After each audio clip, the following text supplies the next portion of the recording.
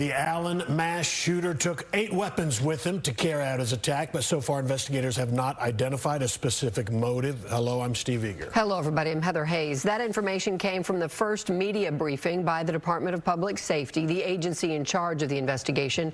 We learned more about the shooter's profile and his intended target, along with how quickly the shooting happened. It is still believed the shooter acted alone, with so far no evidence of help from others. Fox 4's Sean Rabb has an update on the investigation. Sean. As you guys said off the top, he had 8 weapons. We learned all of those weapons were acquired legally, and there's been no manifesto or journal of any kind found so far in this investigation. From the time the shooting started, it was 3 to 4 minutes only until Mauricio Garcia was shot and killed by that one lone Allen police officer.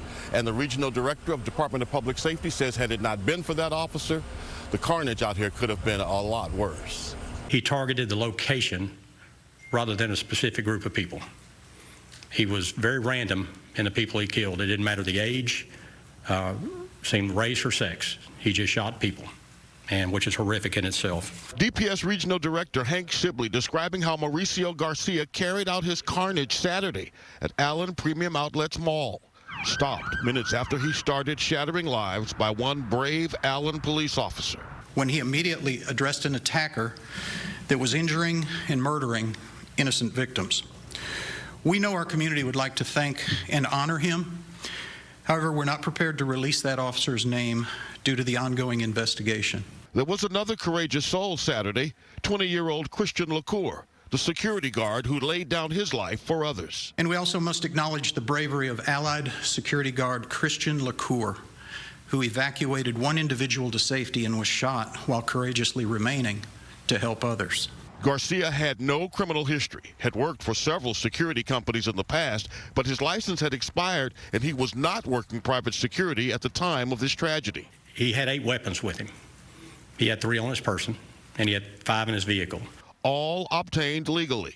Like the one we saw in the video from the event in Allen, he had an AR-style rifle similar to this one. Martha Constant says Garcia tried to buy 3 guns from Target Master in Garland in 2021. The weapons were ordered, but supply chain kinks kept them from coming in. He tried to get a Beretta 92 FS, a SIG 226, and a Kalashnikov rifle. And all 3 of them he got refunded in February of this year. We do know that he had neo-Nazi ideation. He had patches, he had tattoos, even his signature, verified that. That's one thing we do know. But the DPS regional director hesitates at calling this domestic terrorism. The FBI doing a digital dive on the shooter's devices and social media. We recognize the fear and heartache that occurs when heinous acts of violence are committed. The big question that we're dealing with right now is what's his motive? Why did he do this? Well, the big question is we don't know. So here's what we do know. We know that he was put out of the Army as soon as he got in. We know that he had some mental health condition, the reason for being ousted from the Army. And Director Sibley was asked, how can someone with that history be able to obtain guns legally? His answer was, we report differently now than back in 2008, first. And secondly, he said, if someone has a mindset to do this, if they can't buy the guns legally, they'll acquire them illegally, or in his words, even use a vehicle. But the investigation continues, hoping one day to answer the big question: why?